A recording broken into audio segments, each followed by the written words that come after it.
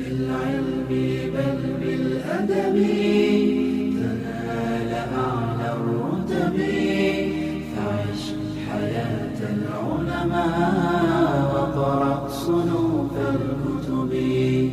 ودم على تواضع لا تفتخر بالنسب. كفاك أن تخرج من دنيا الورى بالحسب. بالعلم بل بالأدب أعلى الرتب. عش حياة العلماء وقرأ صنوف الكتب. ودم على تواضع لا تفتخر بالنسب. كفاك أن تخرج من دنيا الورى بالحسب. نعم نعم، لكنني من غير أم وأبي.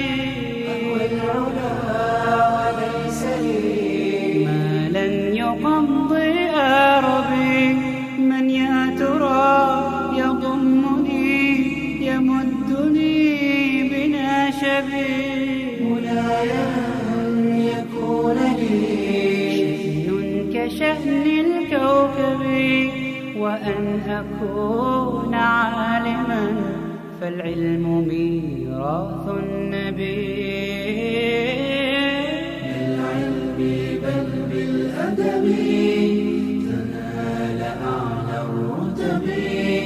فعش حياة العلماء وقرأ صنوف الكتب. ودم على تواضع لا تفتخر بالنسب. كفاك أن تخرج من دنيا الورى